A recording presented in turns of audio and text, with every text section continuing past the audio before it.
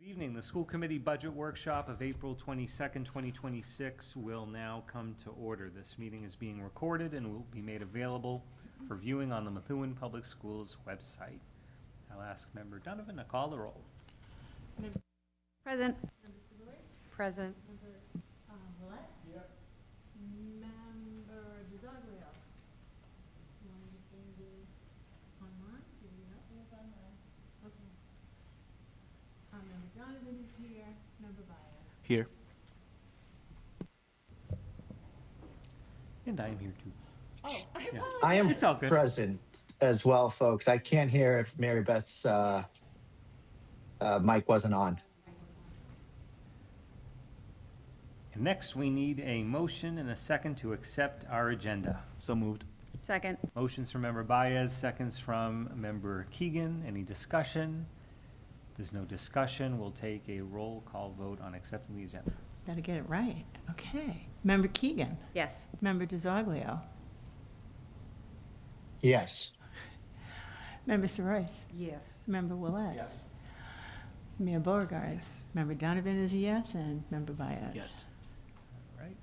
And at this point, we will stand for the flag salute.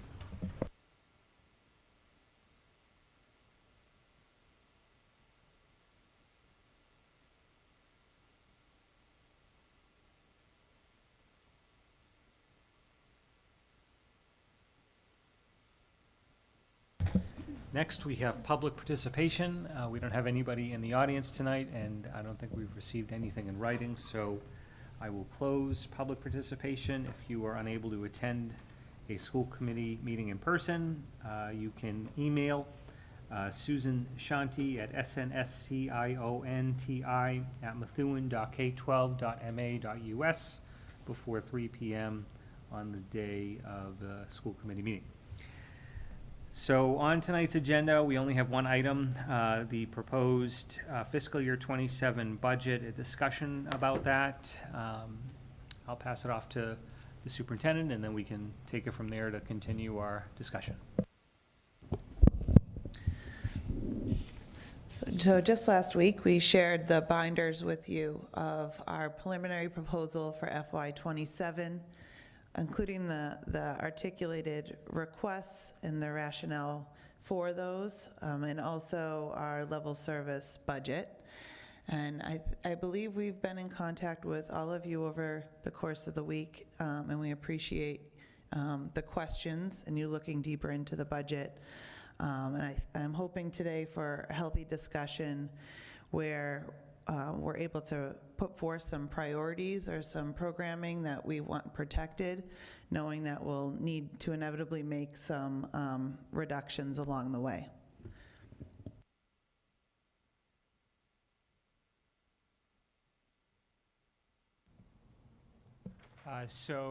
What I can do to maybe help guide the discussion is that in terms of our planning, the number for the school department, as everyone knows, needs to fit within the broader context of the full, complete citywide budget that the council will be receiving on May 8th. We're still working through the specifics on that front, and I'm not prepared to make any definitive announcements about where we're at with that tonight, given the fact that it's not going to the council for another couple days. But what I can share is that we're dealing with an extremely difficult budget cycle. I think we've all seen that coming. We've seen a reduction in terms of federal aid. The state, as Member Willett has referenced many times, just is not keeping up with rising costs that school districts and municipalities across the Commonwealth are facing. And if you're looking at the initial budget that's been shared, you know, we're looking at mostly an attempt at a level service budget. And last year, the amount was $110.6 million, and now at this point, just to maintain this degree of level services, we're looking at $123 million, right? And so if you follow that year over year, that's an increase from 110.6 to over 123. We're able to tax up to 2.5%, right, when it comes to new growth and all these different aspects of taxation. And so clearly, the increase year over year, just to maintain level services, is nowhere close to that framework that we're required to work within as a municipality per Prop 2.5. And the challenge that we have in Methuen, and we talk about this every year, it's that, you know, there are municipalities like Arlington, they recently approved an override of Prop 2.5. Brookline is looking at more than $23 million Prop 2.5 override. This is something that other municipalities do regularly. Some of them, I think Arlington, they've done this, from what I can recall, it's been more of an annual thing that they do this. And in Methuen, the difference in Methuen is that given our socioeconomic makeup, right? We're not a Lexington, we're not a Brookline. And, you know, our residents are already tapped out, as I mentioned, from this terrible affordability crisis that we're dealing with. And so that conversation about Proposition 2.5 and override, that's just a non-starter in Methuen. There's no expectation that would even be considered seriously by the residents, and completely understand. So given that we have these rising costs year over year, just looking at it from a level service standpoint for the schools, but also for all these other departments on the city side, federal aid's going down, state aid is not rising at a fast enough clip to keep up with these cost increases that we're seeing, and an override is out of the question. And so what I've had to do with the CAFO and HR on the city side is we've been looking at each department, and ultimately we have a number that we need to fit everything into. And so we've been making some very difficult decisions and having to literally just make all of these departments and all of these expenditures fit into that number. And so, you know, ultimately that is going to result in a downsizing of our government. There's just no way around that unless people are thinking maybe on the city council front that there might be an appetite for an override. I don't think so. I would not be in favor of that. Free cash is something that, you know, sure, we have over $20 million in free cash. That's a great financial position for the city, but that's something that does not provide for recurring revenue that we can rely on year after year. And so it is very unhealthy to use even a portion of that. And we did that last year, and we may have to do it again this year, but that's not sustainable either. And so, you know, we're at this point where without an override, without significant increase in state aid, you know, we're in a tight spot. And I think we all recognize that. And so there will be difficult decisions made here, difficult decisions made on the city side, across all departments, and we're gonna figure it out. We'll get there, but I don't wanna sugarcoat any of that. So with that, in terms of context, we can discuss further what we're looking at. Something that would be very helpful, I think, for the acting superintendent and her team, it's going to be to provide some direction where, okay, if we're looking at obviously the concept of the level service amount is something that's not going to be even close to where we're going to be able to end up landing. You know, I think the conversation with leadership needs to be, okay, what are the priorities in terms of direction? I think that's going to be a very helpful aspect of this conversation. So with that, I'll open it up, but I just wanted to, I guess, start it off by sharing some straight talk. Member Willett? Thank you, Mr. Chairman. Obviously, last year, we incurred a structural deficit that had to be shored up by the municipality, and it might be entailing a municipal assistance to us for free cash. Again, that's what I envision. But also, if you look at the state level, what the state has in terms of surplus, it's at least $8 billion. The millionaire's tax incurred a surplus. we need to have what's called a hold harmless provision. So any cutbacks from the federal government, we need to have a hold harmless provision. The amendments that I'm reviewing right now at the state level are not very favorable to us. There was one amendment that would increase circuit breaker threshold for reimbursement to 90% from 75%. There's talk about having a special education reserve fund and having the power given to the school committee, and also dealing with the Chapter 70 inflation adjustment. But it's very marginal. It's, in years past, it was about $200 to $300 million. And it's really just a marginal amount of $125 million based on my estimate. So the resources, obviously, in years past, we've talked about this. You have a rainy day fund at the state level. You have the millionaire's tax. You have casinos. You have DraftKings. You have an income tax. You have all these different mechanisms. The local level, as the mayor indicated, Proposition 2.5 is off the table for an override. The meals tax, there's no amendment to deal with literacy programs and maybe helping with our libraries and giving us a tool to just do an uptick on the meals tax. I didn't see that with the amendments being filed. There were about 1,800 amendments at the State House on the House side. Maybe the Senate will file an amendment. I think in years past, the Senate has been more favorable for Chapter 70 and circuit breaker. Obviously, if anybody looks at a report, we have to front load special education transportation costs, and then we get reimbursed the following year.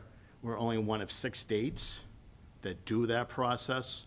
Obviously, we're grateful that they're starting to help fund special education, transportation reimbursement, but it's simply not enough. So as we're having this ongoing conversation, it's going to be a combination, probably of major cutbacks, a structural deficit that'll have to be shored up, major assistance from the state, a Hail Mary pass. But again, realize what the state has for tools at its disposal as opposed to what the municipality has. We don't have the same tools. We don't have the same surplus. We don't, again, casinos, DraftKings, the pot dispensaries. There's a lot of funding that's going into the state level that we're not able to obtain. So it's going to be something that we'll have ongoing conversations, but people should be aware that the focus should be at the State House at the current moment. Thank you. Member Keegan? So my biggest concern right now is that we're about $8.5 million difference from the money that we are given and the level services that we have, right? And any money coming from the state that we're going to get extra is going to happen after the city council passes their budget. So our budget has to cut $8.5 million from what we have right now. And that's not just a couple teachers, right? Like, we're not looking at, oh, we can cut a teacher here, cut a teacher there. This is like massive restructuring of what we have. And this is going to be devastating, but this is what we are going to have to do. And then we're going to need to have a list of things that if the state comes through with some money, this is the order in which we're going to be able to put things back. And I don't think that that's, like, the magnitude, I don't think is understood by a lot of people. But we are looking at like $8.5 million of a deficit. Thank you.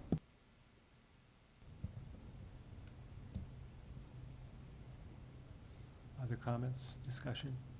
Member DiZoglia, Vice Chair, anything to add or ask?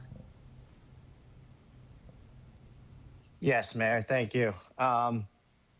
There's two things. All of us knew this was coming from last year. So I know, even though we're using words like devastating, we all know that this was coming. And hopefully we prepared for it. I mean, for majority of it, it has been 9 months of discussions. And being on the council prior, I was very vocal on, using the rainy day fund, as we call it here, or free cash. And we did receive an extra 3 million at the end. We're going to have to make some really tough decisions. And I really don't want to impact jobs, but that's going to end up being where we probably have to go, or programs. One question I do have for you, Mayor, is I know a lot of this money might come later on. Are you guys looking at potentially a 112 budget at all? And I know I'm a big proprietor of it, and I've always said that to help us to get through some of this, a 112 budget might be a way that we can get through without cutting too many jobs right up front. Is that something you're considering at all? So it's not an active consideration at this point.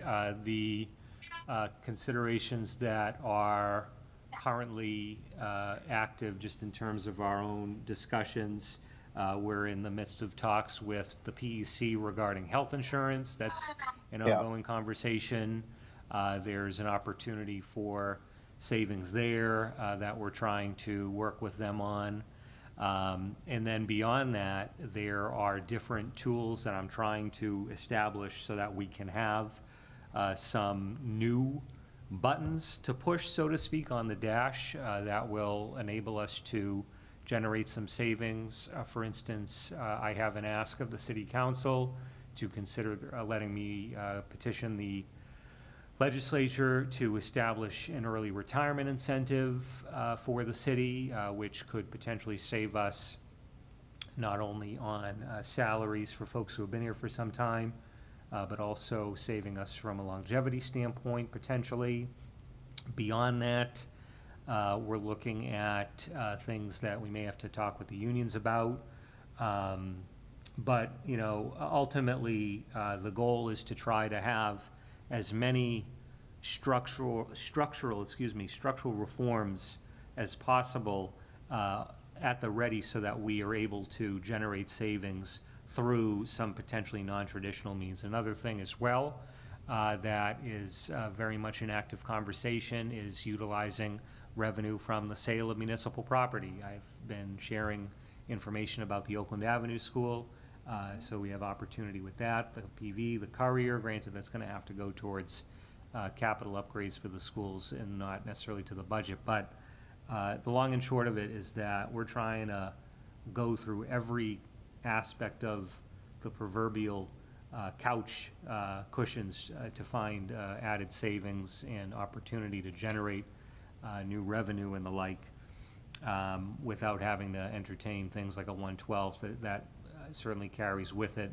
as you know, significant implications, more broadly speaking. But at the end of the day, all options need to be on the table, and we can't shut the door on any one option. So that's something that may potentially at some point be a point of discussion, but at this point the focus is more on finding some structural reforms and savings so that we can try to get ourselves into a more sustainable position over the long term, rather than focusing on any short-term Band-Aids. But it's a good question, and as I mentioned, every option should be on the table.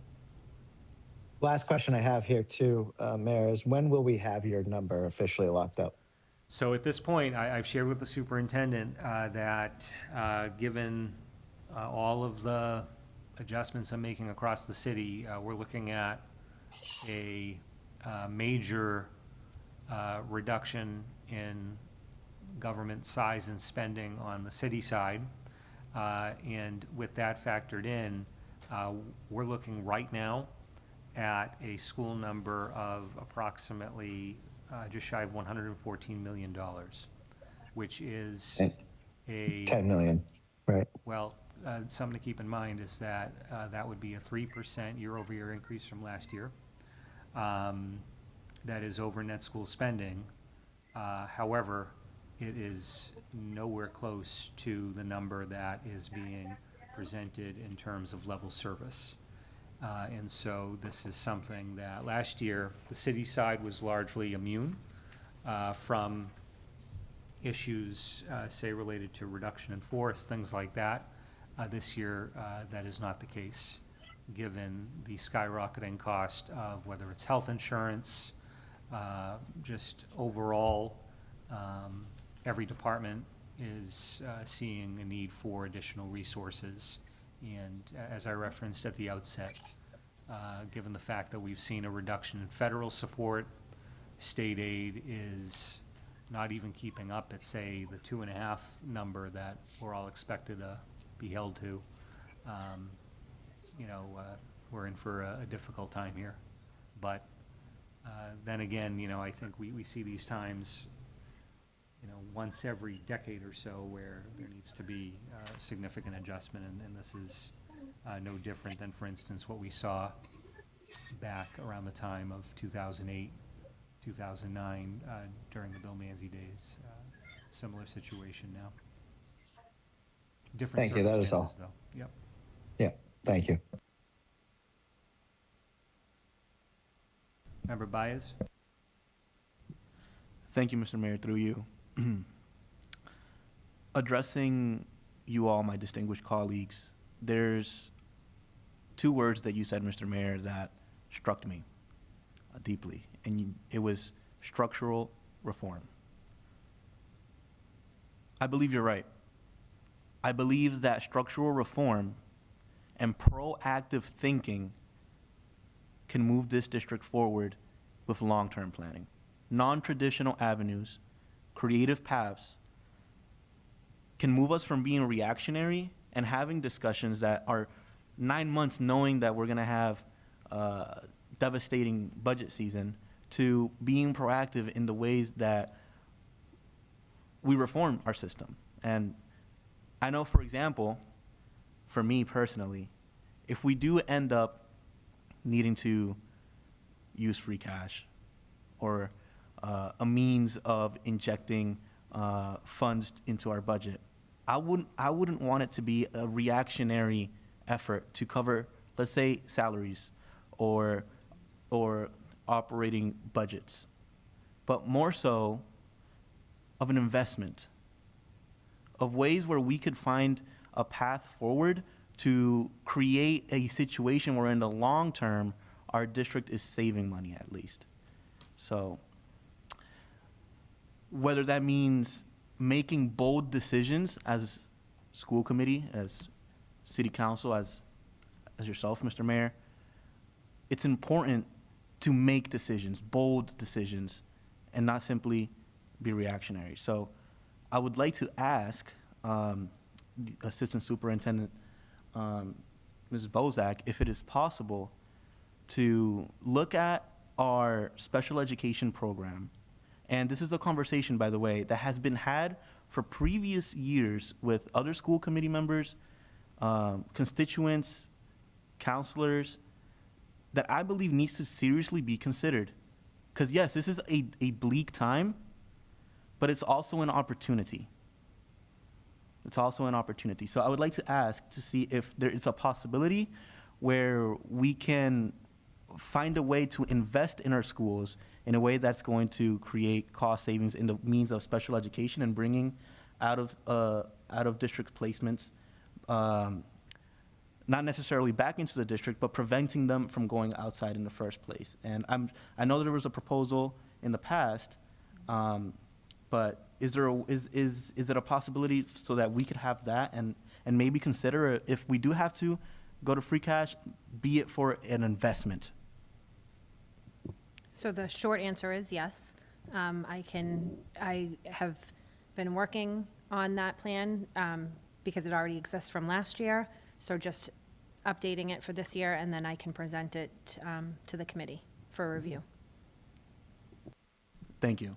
And the second thing, and this is a question for you, Mr. Mayor, is not necessarily looking at millions of dollars in cost savings or revenue generating mechanisms, right? It's what we can tackle at one time is a bus stop arm system, right? I know that there were conversations, and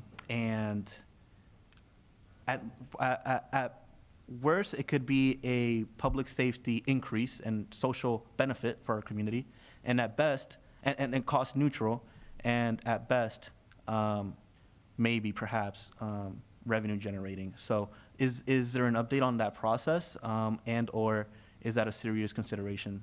Yes, so, thank you, Member Bias, for the question. So, it is very much a serious consideration, and it's well along from a process standpoint.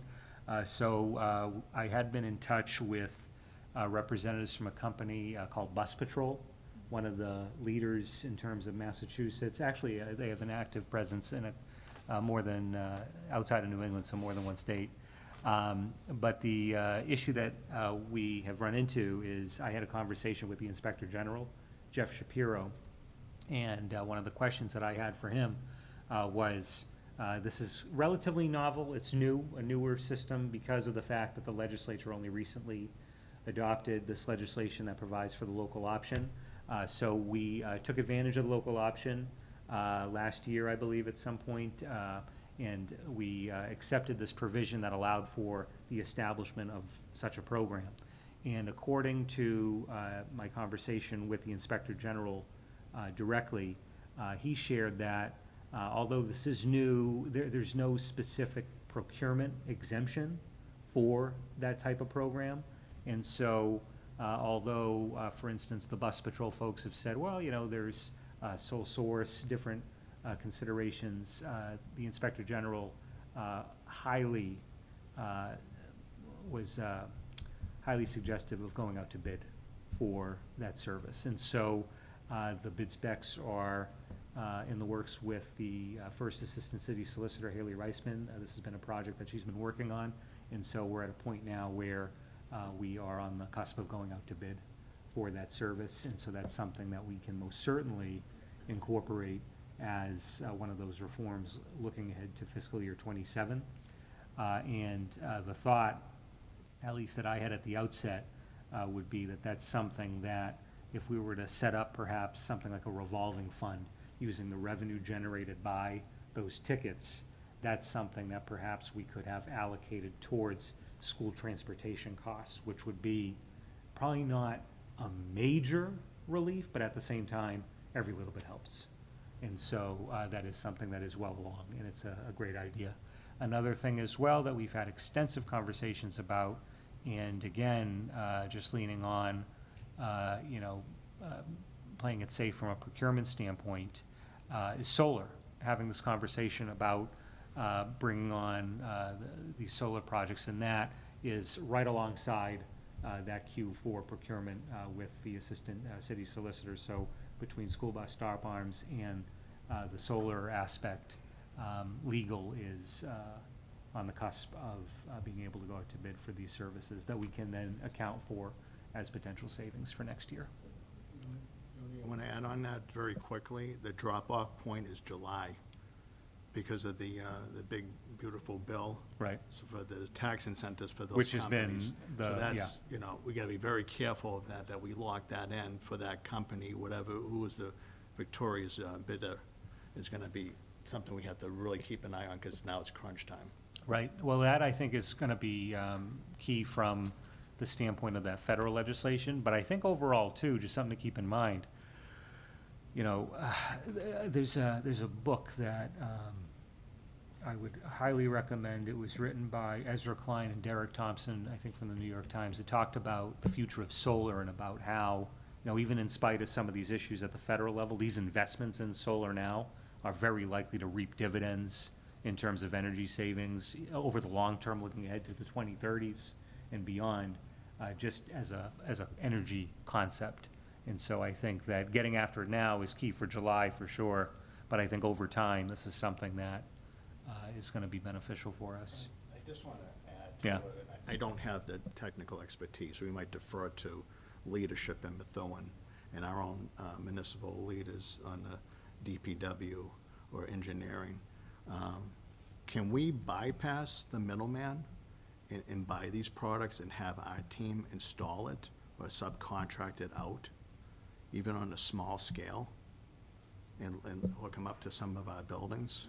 Is that something that because if we're dealing with these large vendors, and Again, the first presentation, I thought was like equivalent to a used car salesman. And I was very appreciative that you decided to go back to the well and have a second presentation. I am concerned about the timeline, and I want to lock in the incentives in federal law that's going to change come July. But also looking at if we directly purchase and have our men or subcontract it out to bypass the middlemen and derive direct savings, if that's something maybe other communities have done, something to explore. Yeah, I know Beverly's done a lot along similar lines. I think in terms of our staffing capabilities at this point, that could be a challenge, but nevertheless, something that we could certainly discuss with Director Bauer and see if that's something that we could incorporate as part of this broader conversation as we're going out to bid for a contract, so we can lock it in ahead of July. The key's gonna be, in terms of the procurement, is that we need to have that vendor relationship established and projects identified before that deadline. And so, given the fact that we are nearing that point of going out to the market, I think I'm confident in the timeline, at least where we are now. But definitely a conversation that we'll have with DPW. I like that idea. Thank you. Member Sois? I just had a question, probably through you to Ms. Bozak. For the Student Services Secretary, I know that you have asked for one every year, and it's desperately needed, especially for your transportation. Would you consider a half-time secretary Yes, as opposed to a full-time secretary? yes. And my other question was, and I had met with Ian the other day, and he's gonna also get me the answer to his half-time secretary that he's requesting. That's a position that we need to fill. And my question to you, and I know you've been busy, and I'm not putting you on the spot, I know you're gonna let me know, but just so the committee knows that, I asked him what has been paid for the substitute secretary who's filling in for that position that needs to be filled. So I'm waiting, I'll get we're gonna that. get that information from Ian, but just so the committee knows that, what's that? A bookkeeper, excuse me, bookkeeper, thank you. I'm also waiting for the committee to get that information as well. Thank you. Something to share is an idea, and this is something that I don't think I mentioned maybe in passing, but it might be helpful. We have in Methuen the Senior Tax Work-Off Program, and we have a list of people who are chomping at the bit to be a part of that and to provide services to the city in various capacities. The challenge is that, at least at City Hall, we have more people who are interested in participating in that program than we have actual work functions available. And this is something that it's interesting, because a lot of the folks who are part of the program, in some cases, we have retired teachers. We have retired accountants in some cases, people who come from different lines of work and have different experiences. And the beauty of the program is that these seniors are able to provide up to a certain amount of hours each year in terms of actual service to the city, and they do that in return for an abatement on their property taxes. But in terms of the amount that's abated, it's roughly $2,000 for that person for the entire year to provide up to a certain amount of hours in service. So it might behoove us to take a look at maybe any administrative functions that we could maybe use some of these folks who are really chomping at the bit to be involved. And we talked too about the need for even like substitutes, things like that.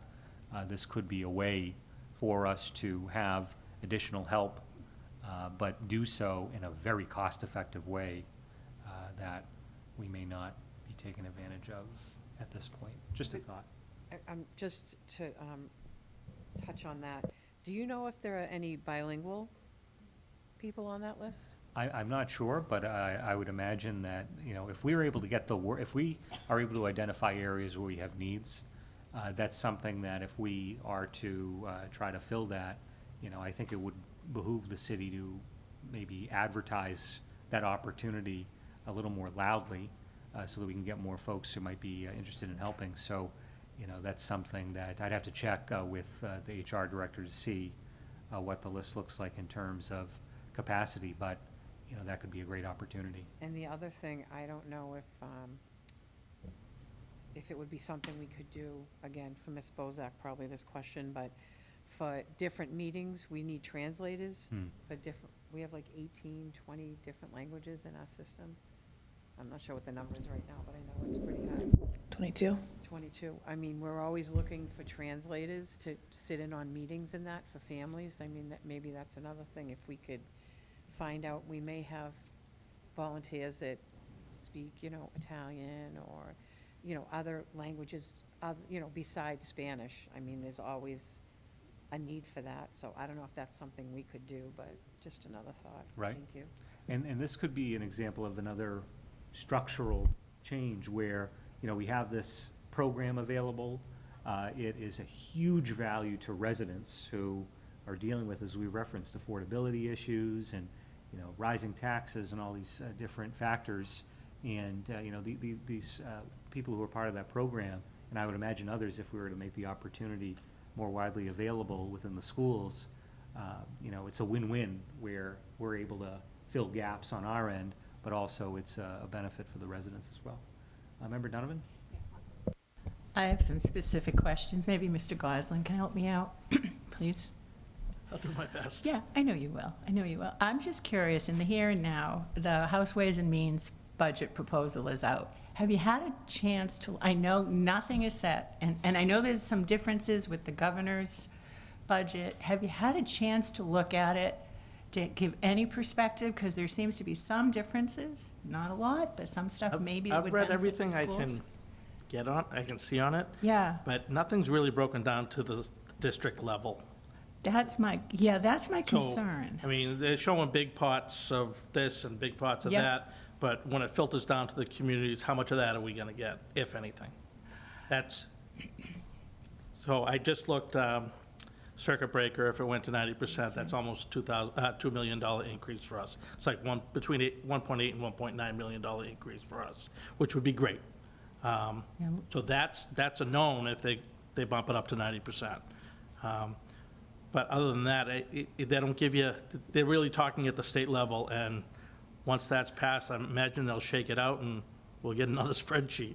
Yeah, and then we wait for the Yeah. Senate. And Right. we usually have a little more, we usually get a little more money when after the Senate. I just, that would give us, I think, a little bit of glimmer looking at the numbers, because there are some differences from what the governor proposed. I'm very grateful. We are not living in the western part of our state right now. I will say it's more promising than it has been in the past. I know, and I think. I feel like for the last, I mean, I've been here 12 years. Of those 12 years, 10 of them, whatever the government put forward was our budget. You know, there was very, very little change. Right. But at least we're starting to see, I mean, last year and again this year, we're seeing stuff being added to the budget, even if it's for this fiscal year, you Yes. know. So at least it's favorable in that, and it's an election year, so. You took the words out of my mouth. Yeah. With this budget, we're going in a direction that, for the schools at least, I don't know, the municipal side, we are going in a better direction than we've had, as you said, in some past years. Specifically, it looks like with Chapter 70 and Circuit Breaker. But we don't know. How do we push, we need to have a sense of urgency in this city. There's a couple other bright spots, too. The House Ways and Means budget is compared to the preliminary with the supplement of $160 per pupil. Right. Minimum is exciting. And the idea of, What would that translate to us? I mean, off the top of, I know. Who's got a calculator? 160 times, That number yet. Okay. but sizable increasing. Yeah, As it would be. that jumped right out at me. Unrestricted general government aid, circuit breaker reimbursement. There's a lot of things that make me feel a little bit better. But to your point, Member Keegan, these are tough times. Okay, so is there any way to kind of fast track this, or is that just crazy? Just to have an idea, like how the breakdown comes to the city? I know, I'm looking at you, Mr. Gosling, you always give me hope. They haven't even voted it yet. I know they haven't, but. I'm not like sure you how I'm said- going to predict how they're going to vote, never mind how they're going to split it up when they're done. Yeah, I'm always intrigued by the splitting I'm up good, piece. but I'm not that good. Yeah, I know. And I'm grateful this is an election year. Okay, so that said, maybe we just all need to, I know we all have really good relationships with our state reps and our senators, and so maybe that's part of the secret sauce. Mayor, I'd like to know, I understand free cash. I understand why you are making it very clear you're protecting it. I get it. I get it. And free cash can only be one-shot deals. We're not going to use it to pay salaries. I know some communities slip that baby through, but we're not going to do that. Have you talked to the superintendent and Mr. Goslin and Ms. Bozak? Is there anything we could steal away from free cash that is a one-shot deal? So, if I may share, one of the things that the superintendent did share is that we, in the last go-around, worked on identifying one-time expenditures, especially in the context Yep. of special ed. And so they have identified 5 students who are going to be aging out of district placements during the upcoming school year, and collectively those 5 students, between the 5 of them, How much? $618,478.27. Is that included in here? And that's for 5 students. Okay. And that speaks to the And that, insane cost of out-of-district placements. But that's one example Okay. of something that would be a one-time expenditure that we could look at. But beyond that, the key is really to find those other one-time opportunities, and that's something that we'll continue to discuss. But that right out of the gate is one of the most prominent areas that we looked to last year as well. Mr. Goslin, just out of curiosity, do you remember any of the other one-shot deals we were able to access free cash with? I can come up with a real lot of one-shot deals, but they're not in our budget right now. Okay, So, like, we have a lot of building maintenance stuff, a lot Yeah. of, that would be one-time things. I didn't put in the budget because I know we can't afford it. I get you. So, I mean, we could get it done, but it's not going to reduce our Right, budget. okay. You know, And that's good information for us. I appreciate that. And I know we used some of that money last year for some really serious concerns in our buildings. So, okay. Right. My third question is, you made a kind of a reference to some dark days in Methuen when there were some real budget issues. And I honestly can't remember. You talked about Mayor Manzi's. Was that when everyone was asked to take a pay freeze? Was that the year? Like, okay. Yeah, that was a widespread reduction. And we were facing a lot of, well, obviously. Right, it's that was the time of the Great Recession.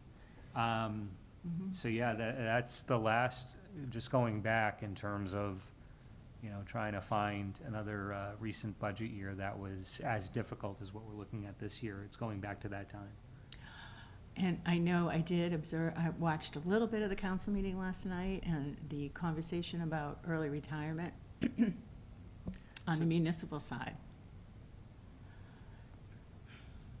Is that, it's probably too late and we have to deal with the state, MTRSS, I can't imagine. Would that be an option? Would it make a difference if there was some sort? I know we offered it once a while ago, but it wasn't a really great package. I think it was just some money and retire. It wouldn't have anything to do with years of service, all that stuff. That's what we had offered in the past, was that one-time payment from the district Yeah. to incentivize retirements. I believe we had very few takers, if any. Because it wasn't a great deal. Right, well, we were on the brink of a new contract, Yeah. and that was Yeah. attractive, and MTRS people have in mind where they'd like to land on the scale. So I Right. think in order for that to have any significant movement, it would have to come from MTRS. I can't help but wonder that they're not thinking of that as, I don't know of any school district that isn't really, banging his head against the wall right now, trying to figure out how we're going to continue. But that's nothing in our purview. So frankly, if it's not in our purview, I don't think we should be talking about it tonight.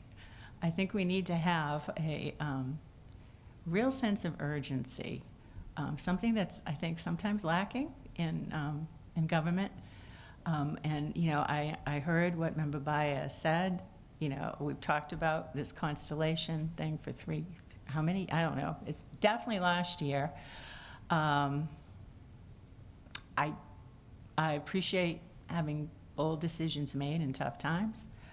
I think right now we're in survival mode, but I think we need to have a strategic plan in place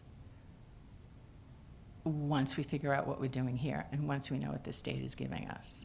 And we also have to keep in mind, we have families, we have kids, we have staff who are we're all gonna ratchet it up really soon. And they need to know that we're acting in their best interest. And that's where the tough decisions are.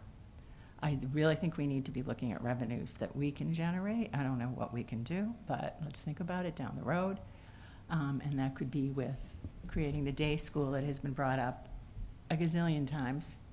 Member Keegan, to your credit, and now Member Baez. So I hope we can find some one-time deals in our budget that we could access the money, because I think that's why we have that fund. So I don't even know if it's worth looking for positions to cut right now, because we don't know enough. I think because we have a short period of time to get this done, we have internally taken some passes at this already, trying to maintain what we think is an optimal class size, considering life as we know it for teachers and students without too much adjustment. So we've made some headway, but we still have miles to go. My last question, and I'm sorry, the things we typically look at, class size, do we need to see if we up that? Nobody wants to do it, but do we up class size? Do we want to talk one more time about cutting bus routes? None of the conversations we want to have, but ways where we would find money. Why is everyone staring at Mr. Goslin when we do this? No, but do we need to have these conversations now? I mean, obviously the a la carte stuff, there's a few things we desperately need, but do we start saying, okay, we'll cut them? Only to have the state ride in again and save the day, like they did last year. And state deserves a lot of credit for that. Maybe that's a good place to start and we took notes last meeting, and as you've been talking, I've been noting as well, but are there areas on that a la carte list that you think are absolutely essential for this coming school year, or should we wait and defer?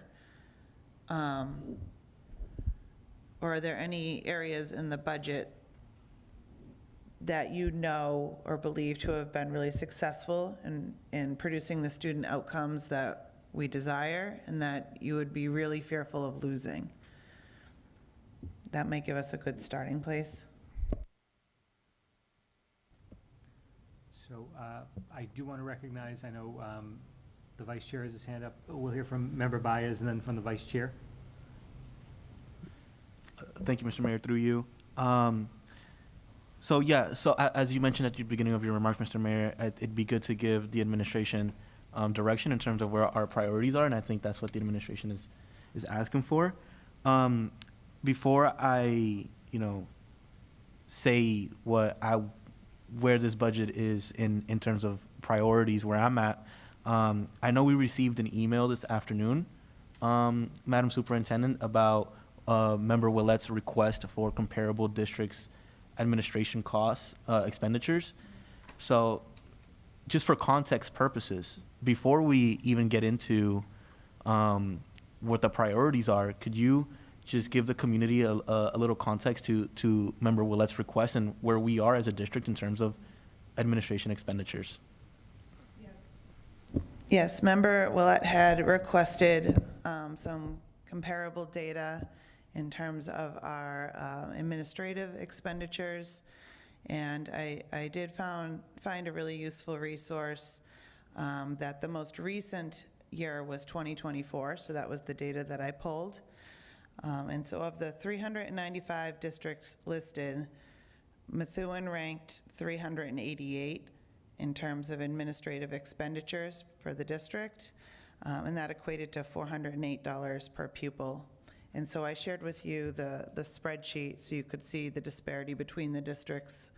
I believe the highest was knocking on $3,000 per pupil. So that would be 388 out of 395. I think we're the only urban district or district of our size in that quartile. And then there was another category, went by function code. It was for instructional coaches who aren't Unit B and don't necessarily evaluate, but serve a lot of the purpose of how we use administrators to model lessons, support teachers on the ground, making sure the quality of instruction and materials is what we would desire. So Methuen has 0 instructional coaches, and I shared with you the full table, but some of our urban peers, such as Revere, has 35, Salem, Mass 34, Malden 11, and Haverhill 25. So those were just the comparables that I pulled. Thank you, and I appreciate you sharing that for context. My second point, out of 3, so I apologize. My second point is to the sense of urgency that we need that member Donovan Grassi brought up.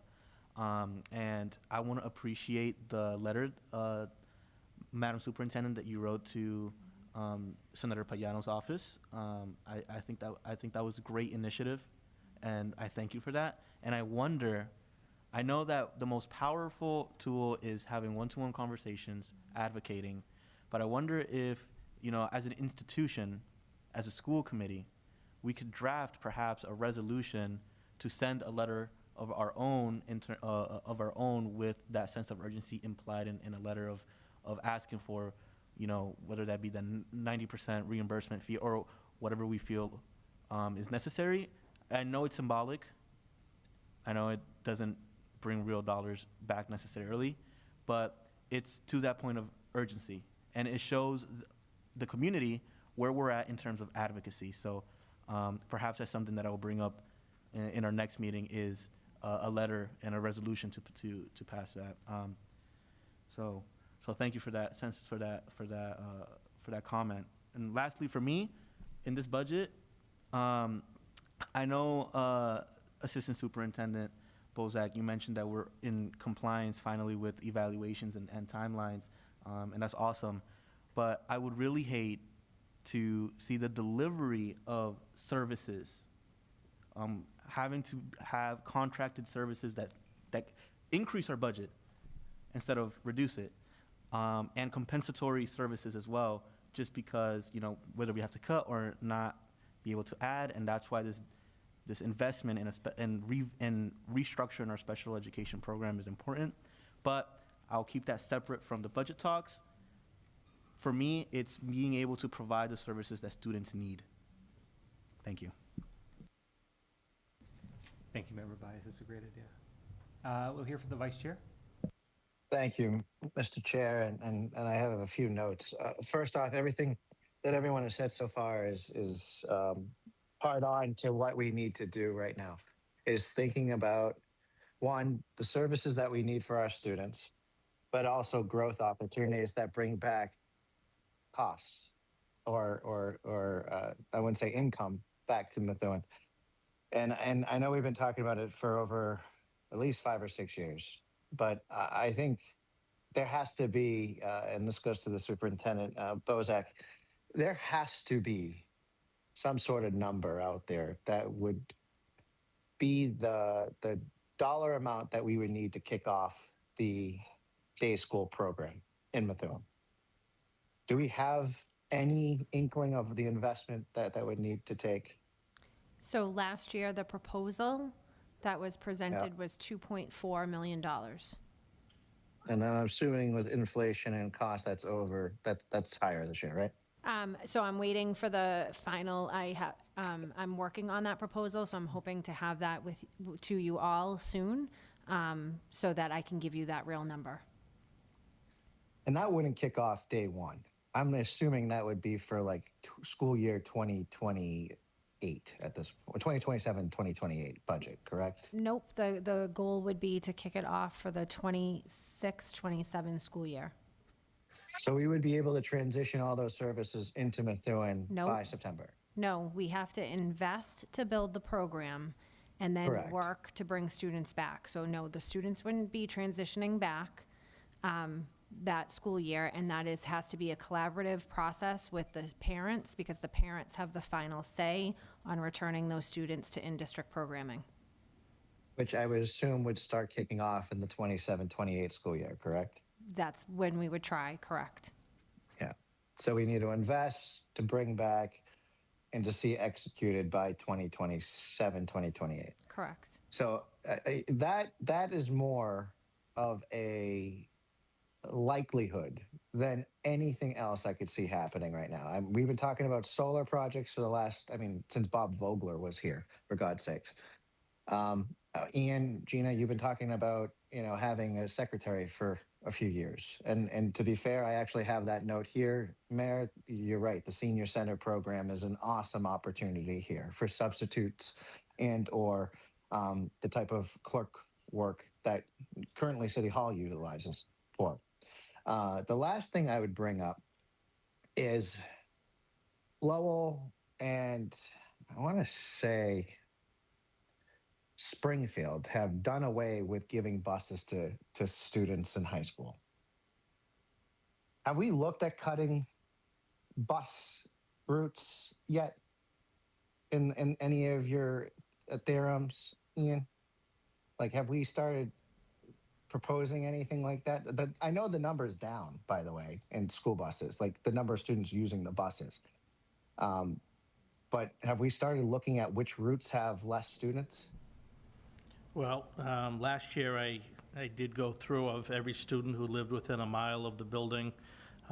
If we stopped them from having a bus, how many kids would that affect? And we came up with about 200 students across the district. The vast majority of those, you guys would consider their walk to school would be unsafe. Yep. So, and 200 spread over the 90 routes we have would not have reduced us a bus. So we did do that. State regulations does say that we do not need, the city is not required to transport kids between grades 7 and 12. I am not Yep. recommending that, but I don't think that's a political fight many people want to have. So, yeah, we have looked at it. There's no favorable answer to that right now. Well, I know, Mayor, your partnership with MEVA is starting to kick up a little bit, and Lowell uses public transportation for their high school students in the city of Lowell. Is there any partnerships that we can do here for more public transportation?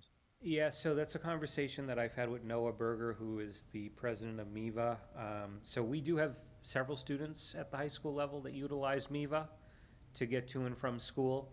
The challenge that they have is that one of the questions I had, this was actually last year when we were having this conversation with them, about how, could we have more of like a designated MEVA route for our students to help alleviate some of our transportation cost issues. And the challenge for MEVA is that they are fare-free, and they are only able to be fare-free and qualify for the grant funding to provide that service if they make their services available. I'm about to sneeze, I'm sorry, my allergies are killing me. They can only qualify for this grant funding if they provide this service to the general public. And so it's not like they can have designated routes for, say, students in any of the municipalities that they work with. But that's not to say that students can't partake in their services, and many do. I don't know how many exactly, Superintendent, but that is something that folks do currently utilize. I know we're not a city that and again, I don't want to put it back on the parents, but if we're not going to ask for Prop 2.5, which is not something I am advocating for, we need to look at other areas where we have to charge, unfortunately. And I know some cities have gone to sports, they've gone to the busing, and there's opt-out programs and exemption programs that could be added into it. I don't want to be that person. But if it's about getting a good education and having an extra curriculum, I don't want to cut extra curriculum, but at some point we have to unfortunately look at some of those discussions. And I know we're not the city that's ever wanted to do it, but we lowered the cost for a parking pass. We've looked at ways of maneuvering, just patching things along the way. And unfortunately, for the last year, this warning light's been going off, and unfortunately, we're starting to stall, and we can't stall anymore. Thank you. Member Keegan? So we need revenue, and unfortunately, we're not going to have any revenue for this particular budget. That said, last summer, I had asked Dr. Kwong to look into opening a virtual academy so that we could start charging for seats in a virtual way that wouldn't affect our students. I think that got lost with her leave. So that's one thing that I would like to look into, to opening a virtual academy, because we can charge for those seats from people from other districts. You know, the other thing that we're going to really seriously need to take a look at is our enrollment's down by 200 students. We need to start looking at possibly taking in students from other districts and opening up to school choice. And that would bring us in almost $4 million if we replaced the 200 kids that we've lost with school choice. So those are revenue generating ideas, but those aren't going to help us this year. And so we really need to focus on, you know, what are we doing this year to get down $8 to $10 million right now, and then we need to start, as Member Baez said, seriously looking at changes that can bring us in some money. So I'm going to turn that focus at this point onto where can we cut without hurting. And so that's going to be my, one of the things I was looking through is that the Excel classrooms at the CGS, is it a possibility of combining classrooms? Because those numbers look really low. Is that one place where we could possibly combine things? That's not going to get us the money that we need, but it's just one place that possibly could help. And then my other question is, you said that you've taken a pass at it, and where are you at, and how far down are you with those numbers? To me, we're going to look at increasing class sizes. So what does it look like if we have 27 kids in the classrooms? What does that look like? But we need to, one, prioritize safety in the buildings. So some classrooms, like for instance at the Timony, I would think that we would need one classroom with a very small class size per grade so that we can push in our choices kids, right? So like we need to, when we increase class size, we need to be thoughtful about our programs that we're pushing kids in that are making those classes even bigger, because then you're dealing with safety issues. So at the Timony, I would think that we need one class that's smaller and the other ones that are all bigger, so that when we do push in, we're still safe. But we have to prioritize safety, and we have to realize that it doesn't matter who our superintendent is going to be. If we don't fund the schools, then they're never going to be successful. It doesn't matter who we put in that position. And so, you know, we're cutting $8 to $10 million. We can't expect miracles when we're cutting that deep. So people need to have that expectation of what we're expecting from our administrators, and if we can't fund our school and we can't give them the resources to be able to teach reading, then it doesn't matter who's in that position. They're not a miracle worker. They don't have the money to do the job. And the other thing I just want to caution is, I love the idea of using the seniors. That's a fantastic idea. The problem is that when Dr. Kwong looked into it, it was union issues. We couldn't use them for secretaries because it was a union issue. We couldn't use them for, I forget what else, but because it was union, we were going to get a grievance from the union for doing union positions. So we have to be careful. While it's a fabulous idea, we need to work with the unions before we say, hey, let's get somebody to be a secretary, because we've already tried that and we can't. So, and the last thing I want to say is, with the busing issues, 3 tiers of busing is the same as 2 tiers of busing. It doesn't matter if we bus the high school kids, because it's going to cost us the same whether we have 1 route, 2 routes, or 3 routes. So we have looked in at getting rid of the high school busing, and it's not going to save us anything, as well as we would not have kids come to school, and we wouldn't be able to, we're not going to give the kids an education because they're not going to be here. And on top of that, it's not going to save us any money. That's all I have to say. Thank you. Member Willett? I mean, I understand the fears of existing positions. Our libraries are not really being occupied. We have a librarian for the high school. We really don't have librarians. We don't have volunteers. We don't have reading specialists in the libraries. You know, we're tackling the literacy deficit. So if those are like not related to direct positions, I'm not foreseeing what would be the problem of having volunteers with a tax abatement, Cory checked, to help with our libraries, help with volunteering with the books, and helping maybe even with individual reading sessions. I think that the seniors would take a great advantage of that. I think the kids in a generational thing would enjoy that immensely. So I'm not understanding, I don't want to put obstacles where there's no obstacles. Again, I'm not foreseeing, if we don't have librarians in our school system, how that's going to impact with unions, okay?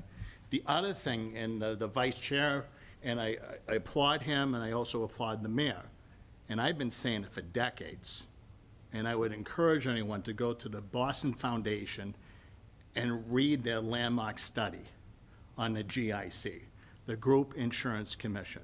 And again, that's the health care that the state workers and their families enjoy. There's 460,000 individuals that are affiliated with the GIC.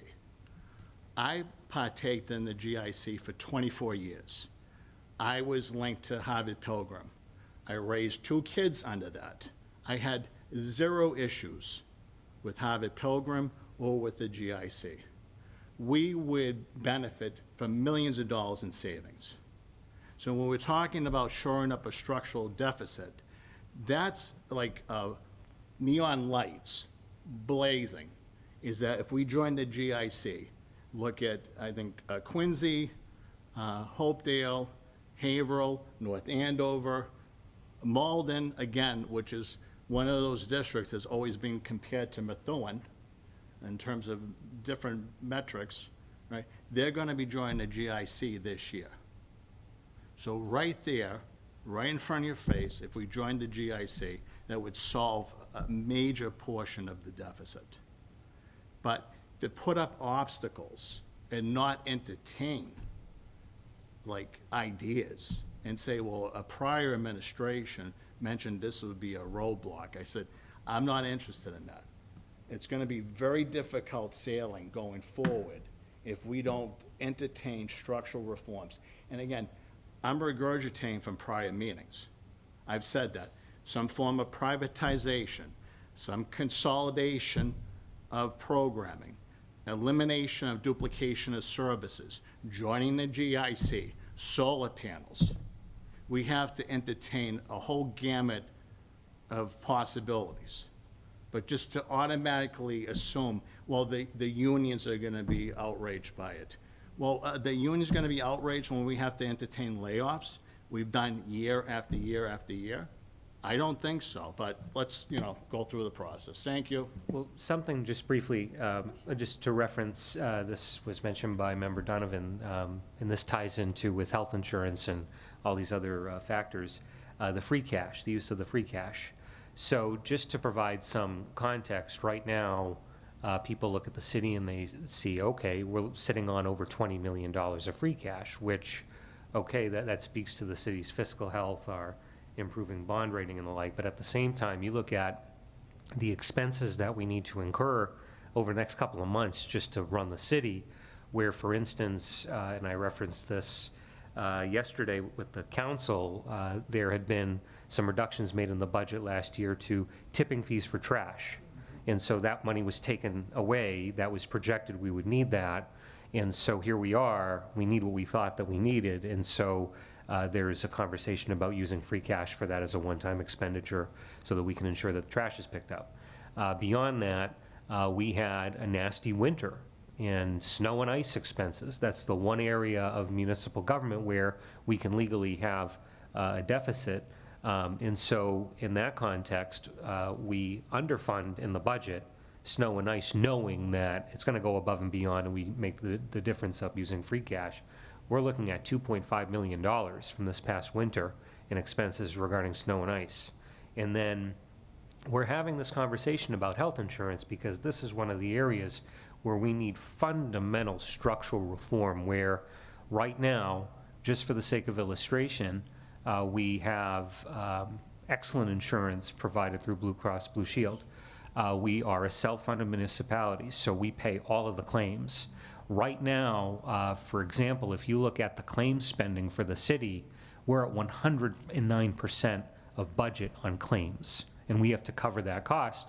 We had to take out a we took out a stabilization last year to cover the health insurance trust fund deficit, and we are running up these annual health insurance trust fund deficits because we are going so far over the anticipated claims that we include in the budget that we cover. And so that's going to be a significant multi-million-dollar expense that's going to have to come out of free cash again this year in all likelihood. We don't have the exact number. But this is why we need to have, especially this year, this conversation about the structural reforms, because given all of the challenges that municipalities are having across the Commonwealth, we're not unique here. We need to have sustainability. We need to be in a place where we're not dealing with these issues that other municipalities, for instance, in a program like the GIC, hypothetically, they don't deal with multi-million-dollar annual deficits in their trust because the state steps in and covers that. And so we saw the GIC was in a major deficit recently, and the state had to bail out the GIC. And so there's issues with the GIC in that context. But that's something that, as I just referenced, the state covers that. We wouldn't cover that. And so that's why there's just a wide-ranging conversation about this. It's ongoing with the PEC. No decisions have been made about health insurance. I want to state that publicly. I think that's a misconception where, a decision's already been made. We have to make every decision in the context of the future of health insurance in partnership with the PEC. And so that's ongoing in terms of conversation. But that's what we're looking like, that, we're talking about the need for these reforms, but this is also speaking to what Member Donovan referenced with free cash, where just because right now we're sitting on over 20 million, given all of the challenges and structural issues we have, that's something that is potentially fleeting if we're not careful. Member Donovan? Well, I'm heartened about the 600,000, though. Yes. That's a start, and thank you, Mayor. Thank you, Dr. Golubsky, Gina. So I think it's time we really should get focused and our team needs some direction. So I'm wondering where we begin, because I think we owe it to the team, and I'm keeping my fingers crossed that we'll undo it all like we did last year, and that's a terrible way to do business. But that said, should we address class size? Dr. Golubsky, I know class size is tough. What you have in the books is something that everyone agrees is doable. And appropriate and what we want.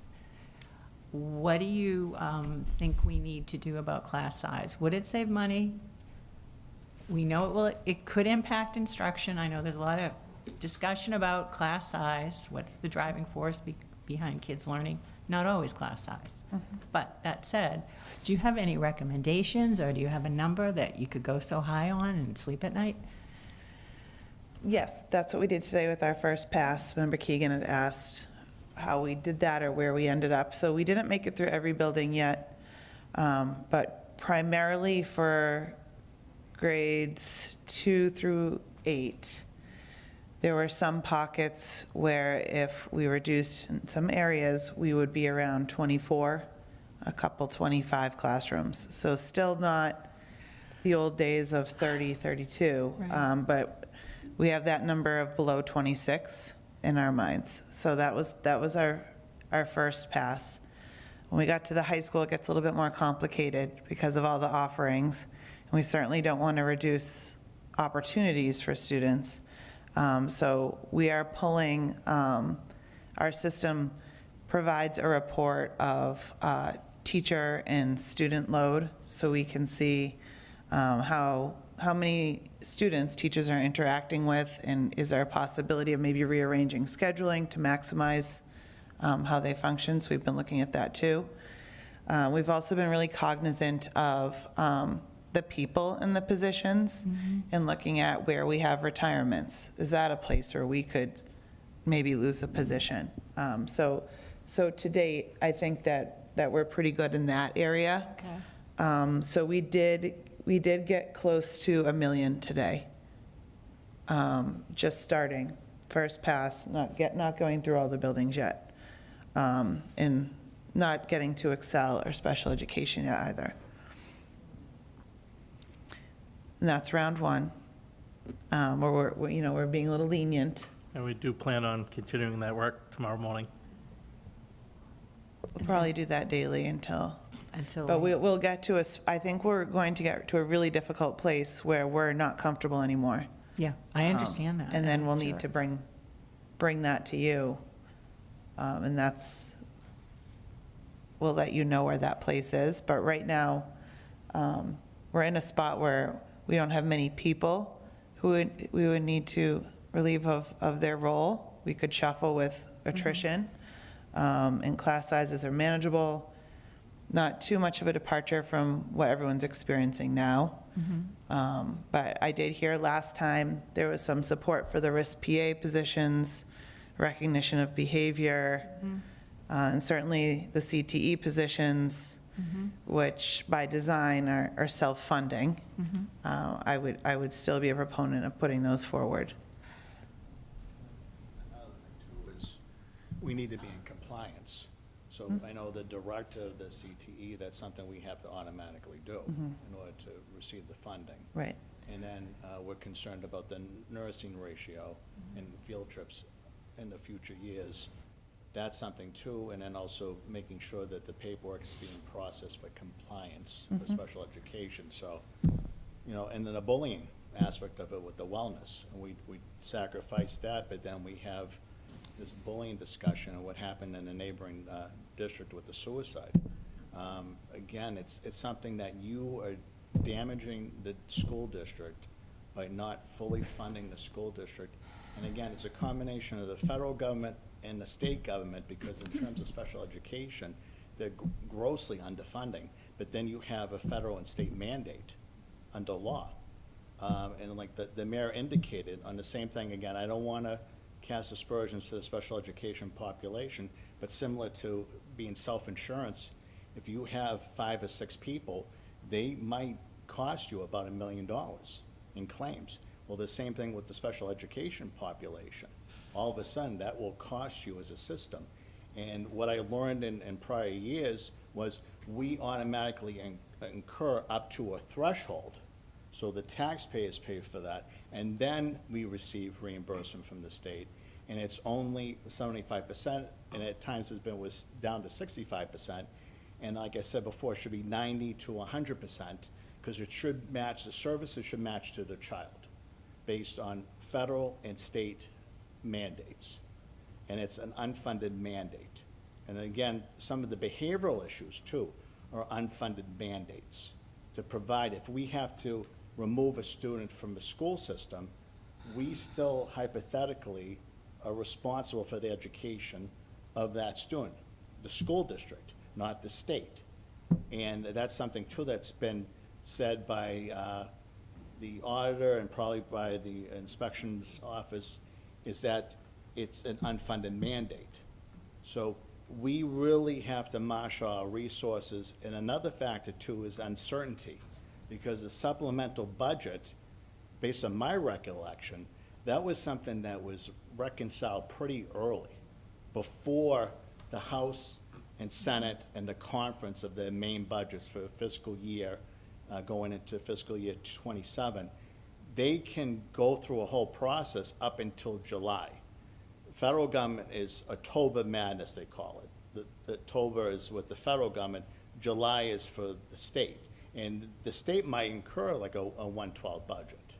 So there's uncertainty. But I know the supplemental budget in prior years, they reconciled that pretty quickly.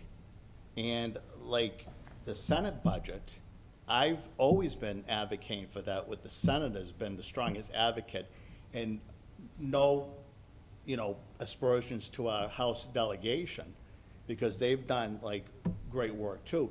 But the senator and the Senate as a whole, they delivered the circuit breaker package to us. There's a differential with the Senate supplemental budget and circuit breaker amounts. And also there's a literacy grant component to the supplemental budget on the Senate side that the House doesn't. That's $15 million that could hypothetically go to Methuen. And also the Green Works program, you're talking about green energy and upgrading and saving energy costs. That's a minuscule amount of money. And that's from a millionaire's tax. That's only like maybe $5 million for the entire state. That's nothing. That's a pittance. So these are things I remember as I think in years past, I drafted a letter and it was approved by the school committee as a whole. I think a sense of the school committee and a resolution is fantastic. Next week is the House will be undertaking the budget with its amendments. And I know, again, one was increasing from 75% to 90%, and the members of the House can sign on to amendments at any time, and they can advocate for amendments. The Chapter 70 inflation adjustment has been something ongoing, and I recommend people also, the superintendent, I'm grateful for the report on the administrative costs. Two other think tanks, one is left-leaning, is Mass Budget. They're phenomenal. They will tell you by each district, Chapter 70, the deficiency. I think it's still about $7 to $8 million that we're below the inflationary rate, and they don't have any catch-up provisions. And we have the neighboring community of Haverhill, and there's a guy who has a PhD in economics who serves on the Haverhill School Committee. He also did an analysis. So anywhere from $7 to $8 million, you're behind the curve on Chapter 70 in terms of not being able to adjust for prior inflation. And then the circuit breaker should be like 90%, the literacy grants. And then what's transpiring, unfortunately, and this is something that the MTA has hundreds of thousands of members, the T is getting a huge bulk of that millionaire's tax. And the rest of the pie on the education side is preschool, community colleges, universal meals, and then K through 12. K through 12 should be automatically the biggest beneficiary of the millionaire's tax. And then also preschool, I think, is a big factor. The synapses that connect and motivating the kids. And then also, you have to realize, and I appreciate the demographics. English language learners is increasing again. The profoundly disabled community is increasing again. Low income and at-risk families is increasing again. The mayor alluded to in terms of the demographics, we are not a Lexington, we are not a Swampscott, we have limited resources. They compare us to Salem, Mass as a gateway community. Salem, Mass is internationally known for Halloween celebrations. They probably have millions upon millions of dollars of tourist dollars that's going into that community. And we have Salem, New Hampshire, again, we're in competition with them. We've been in competition with them for decades. So the tools are at the state level. And like, I encourage anyone, if they want to reach out to me, I will respond to every email, every call, every text. And you have to marshal your resources.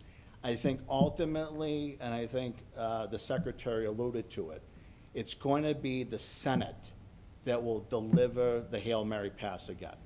I'm going to say that for the record. Was not pleased with the governor's budget. I think it was, what, 1.5% increase? Totally unsustainable. The mayor has done in years past, and this year would be like a 3% increase.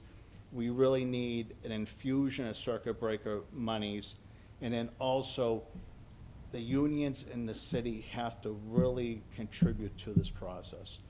Now, in terms of the school choice, that might bring us some revenue, but I'm not gonna entertain a proposal, right, if I don't have municipal partners that are coming to the table for structural reforms. I will not do that, because you have a grand bargain where you have this package where everyone is upset about some aspect of that package, okay? It might be the meals tax, it might be pot dispensaries, it might be the GIC, it might be school choice, it might be some, a program in the center of our community. It might be something that someone might not be happy with, but at the end of the day, there needs to be a grand bargain of saying, we are contributing to the process as opposed to just saying no, or we're gonna draw from the rainy day fund at the local level. It's not sustainable. Thank you. Member Baez?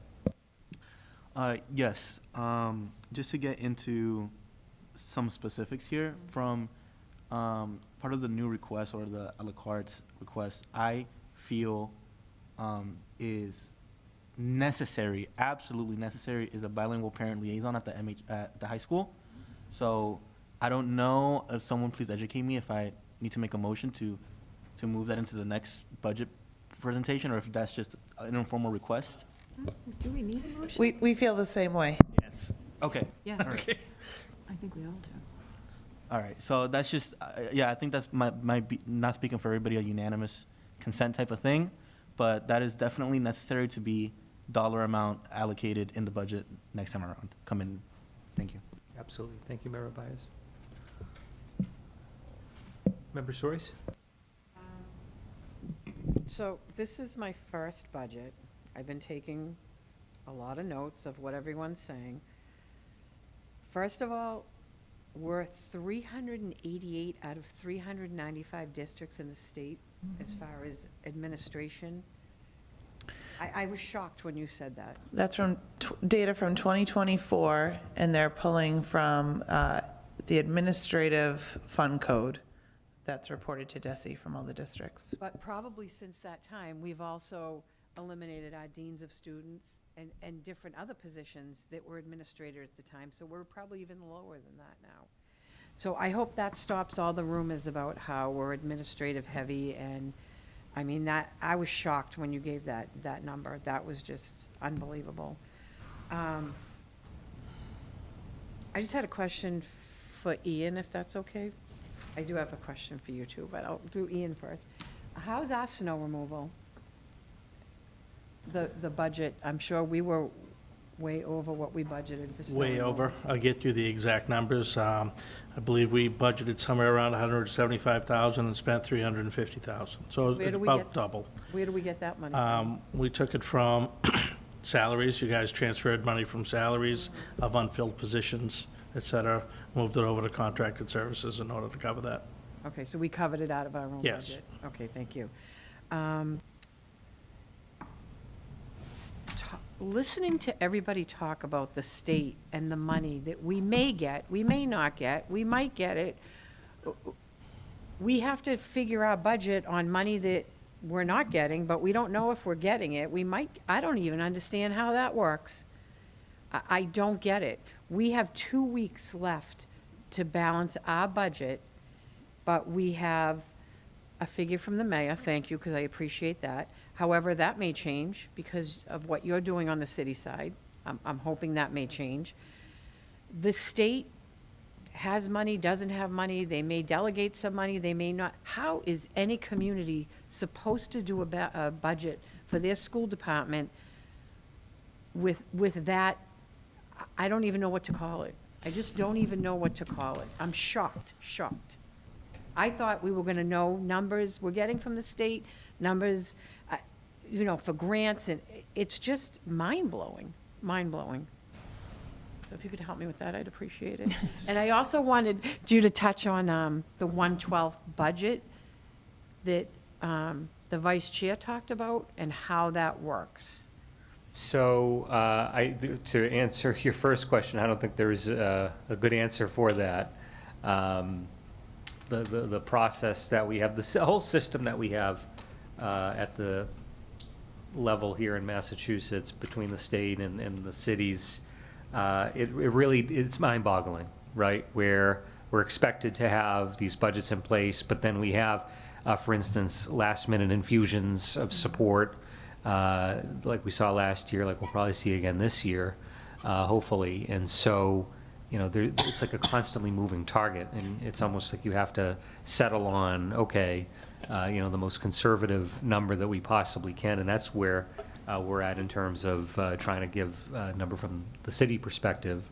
And what's also challenging beyond that is not only are we trying to establish a target for the schools, but that's based on also making significant reductions to the workforce and all likelihood on the city side as well. And it's just a very complicated process, but, we have to work within it every year. In terms of the 1/12 concept, what the vice chair is referring to is this notion where rather than adopting a budget for the full fiscal year, you adopt, in essence, a budget that carries over your spending for, in essence, 1 out of 12 months of the year. The issue with that, and the reason why it's something that, I know we've discussed it before, especially during COVID, when there was so much uncertainty about support from the feds and the state, et cetera, where, was really, I think, to an extent, difficult to establish a full year without knowing, with so many unknowns. The implications of that are an issue because of the fact that, okay, if you're only going off of, an amount for 1 out of 12 months, that has implications too when it comes to looking at the year broadly speaking. And so, it's something that, the vice chair has been a proponent of, but there are some challenges that are tied to that that make it not necessarily advantageous. But, again, with this year of all years, all options are on the table. But it seems like we're all pulling our hair out of our heads. And then at the last second, after all this worry, all this stress, because it's worrisome and very stressful. I'm speaking for myself, but I'm sure it is for everyone else as well. And then this white horse rides in and gives us what we needed in the first place. It just makes no sense to me whatsoever. And I just feel, just one more thing, I just want to say that, once again, combining classrooms for L, making our classroom numbers higher, once again, we're being asked to balance a budget on the backs of our students, and that is not fair. I went through this budget several times. I'm for adding a few of these things that we desperately need and that we're mandated to have. I myself couldn't find anything to cut. I really couldn't. I have seen, as the secretary that took the minutes for years, I have seen cut after cut after cut. We can't even afford to give a department a half of a secretary. I just don't know when it's supposed to stop. We cannot continue to balance these budgets on the backs of these students. We finally got our class numbers down. people are talking about how much work we need to put into, keep our kids at reading level, and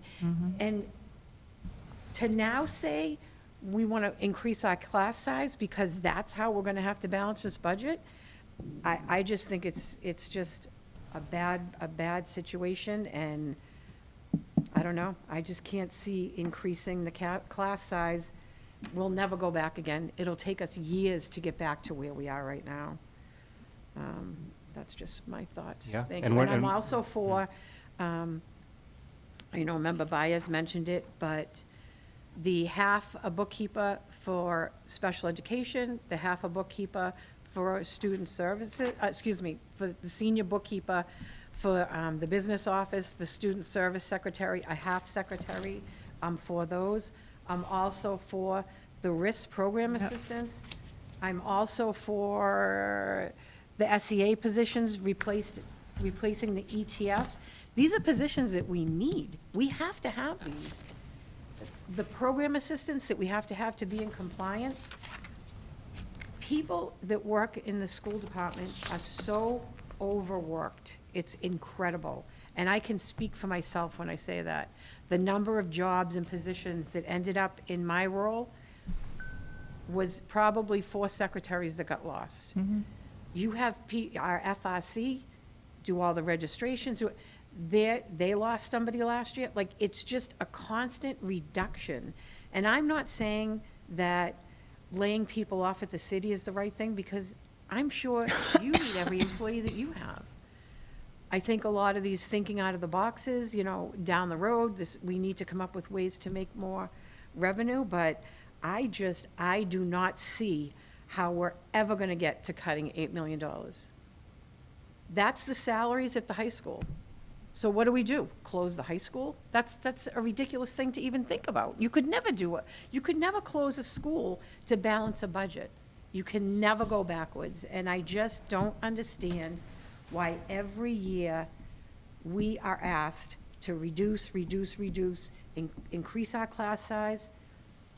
I don't know what the answers are, but when it comes to increasing the class size, I have seen what this district has gone through to get to that point. I can't see doing that. Thank you. Yeah, we're not cutting from fat, we're cutting from bone at this point. It's terrible. And the thing that I think is helpful for just this whole process is, remember, Willette has a background working in the State House, and so, I think there's a lot of experience that he has to offer in terms of process and outlining that. I'm sorry, May I have one more thing? Do I need to make a motion for us to draft a letter to send Can I just say to the something? state, or we can just automatically do Something. that? Hello. Can I just jump in on that real quick? I was just planning on our next meeting, Has to be at the next meeting. at our next meeting, I was planning on bringing an agenda item of a drafted letter that then we could approve to send out. Right. Yeah, we don't have it on the agenda for tonight, but next meeting would be Thank you. fine. Yeah. Just as a point of information, if you look at MASC, they have a list of the proposed amendments. You can cherry pick them. Doesn't mean you can't.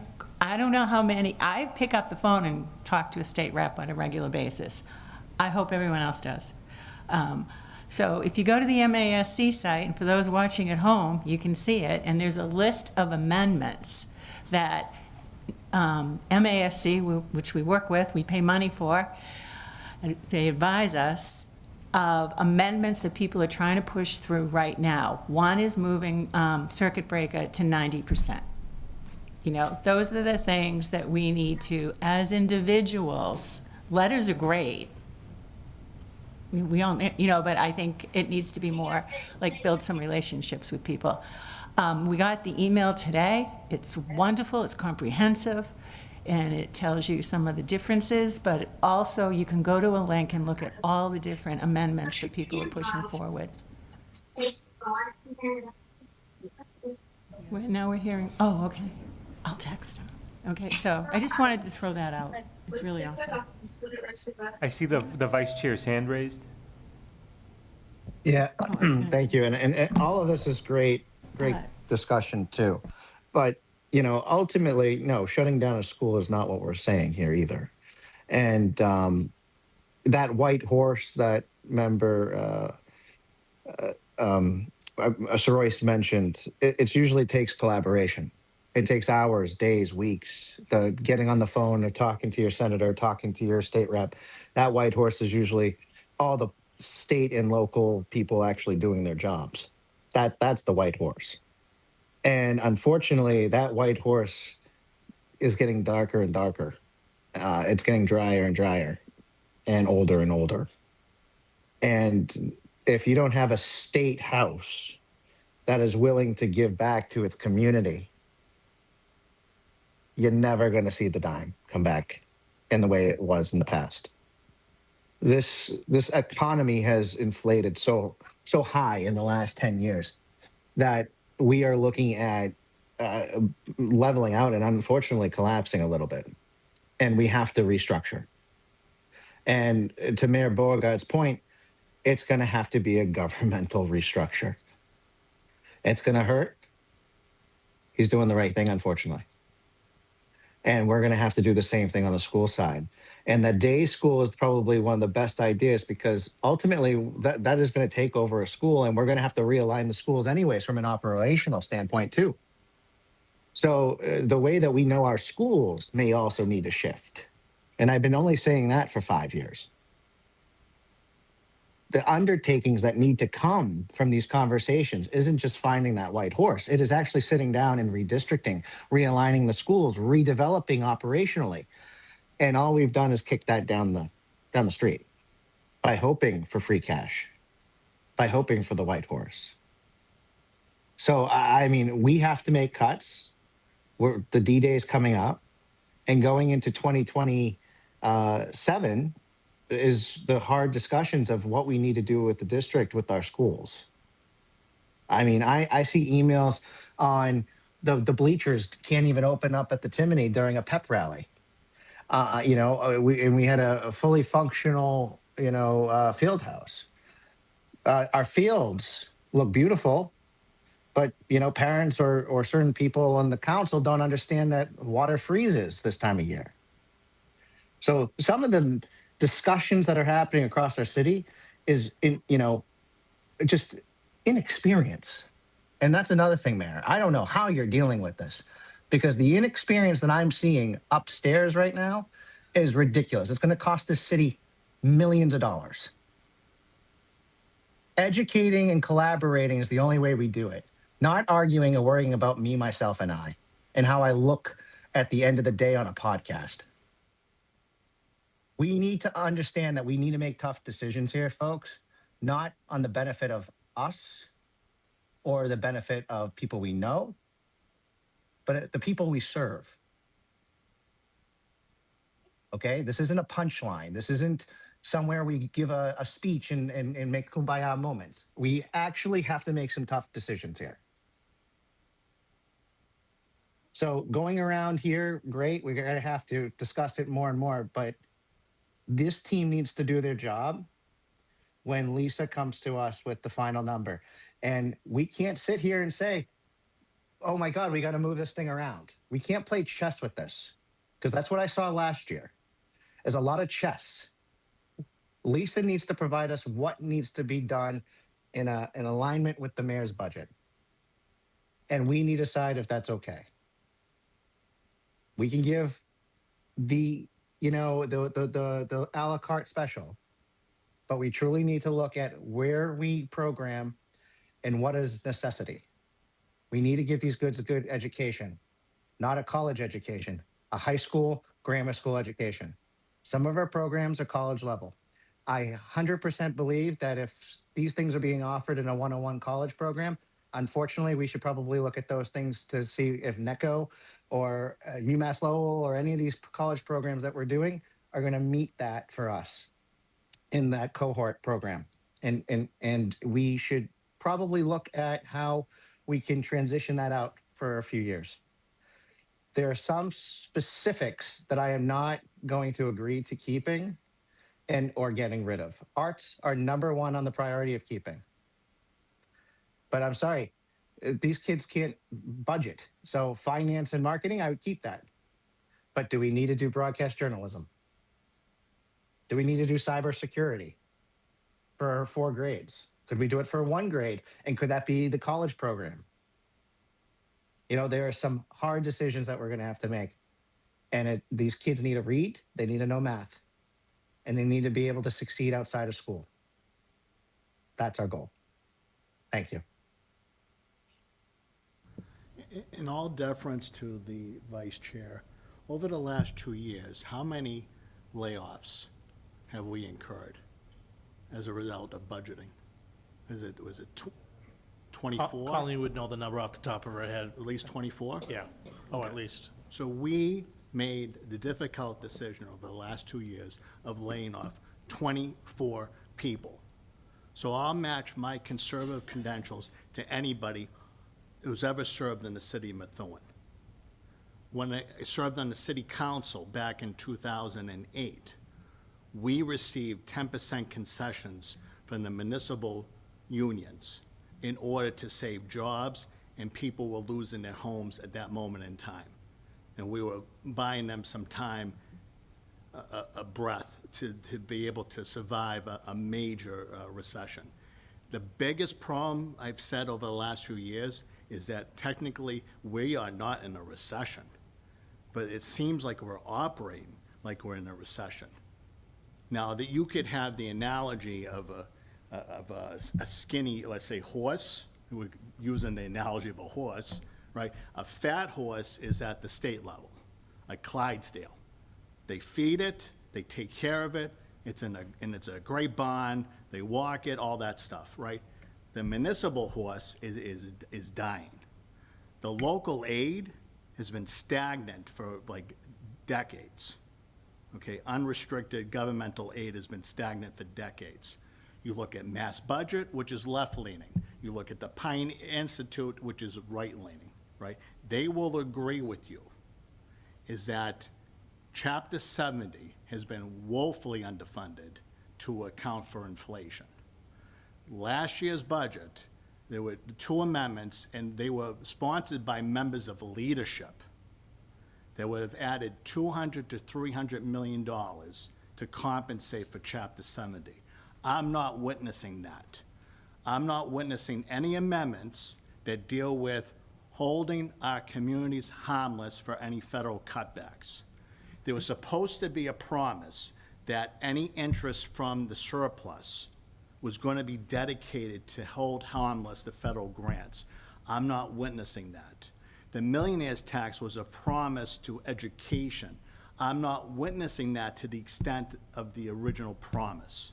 There should be parity between the K through 12 schools under the millionaire's tax and the T.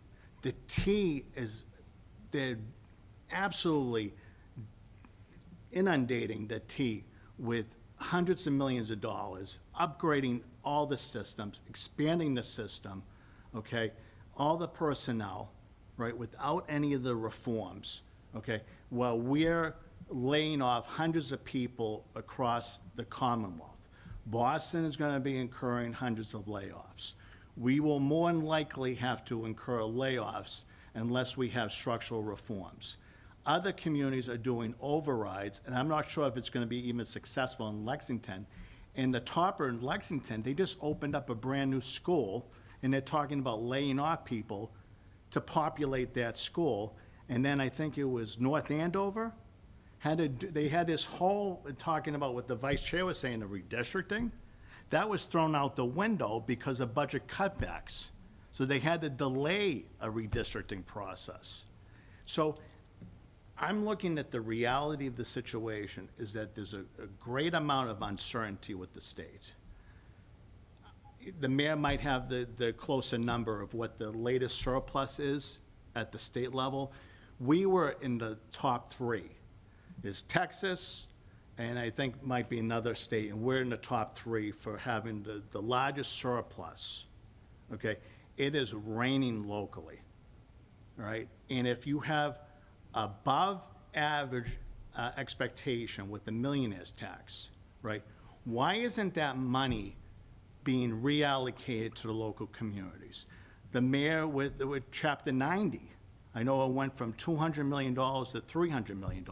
That's just a recent manifestation, right? Imagine if the millionaire's tax, instead of flooding the T, okay, imagine the local roads being repaired, what you could do if it was $400 million a year, what you could do locally for the people, right? Again, I don't want to cast aspersions to our elected officials, but last year, we had people at the podium giving speeches to us and then directing at the city council, right? That's not the right approach, because we will make sacrifices locally, and I'm sure you can point to dozens of positions in the municipal side where you would love to fill certain positions.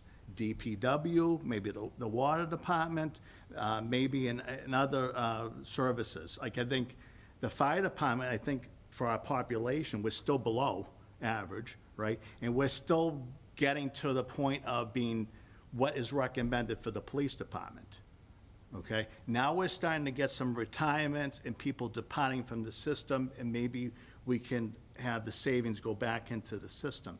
But again, the administrative costs, I definitely wanted that report, so to dispel that rumor. We made difficult decisions. I just want to say that for the record. It was at least 24 layoffs over the last 2 years, so I don't want to hear that garbage.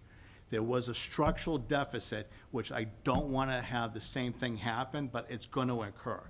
But it has to be a combination of grand bargain, okay, of a package that people will not like, but they'll accept it to save jobs, okay? Some type of dispersal from free cash, right? A day program, and then like either you want to say a Hail Mary pass or a white horse from the state. It's going to have to be a combination of everything. I foresee that it's going to be done. If not, we're going to be repeating the same arguments as years past. There'll be layoffs, people will be dissatisfied, we will have to fight for a structural deficit, the mayor will present his budget, but it's going to be different what the school committee was going to approve, right? And I know there was some school committee members, in deference to Member Soroyce, right, that wanted to approve outright the superintendent's budget. That was absolutely going to wipe out your free cash in 1 or 2 years. That is irresponsible fiscally. So we know, we all have, like, I want the RIS counselors. I want that.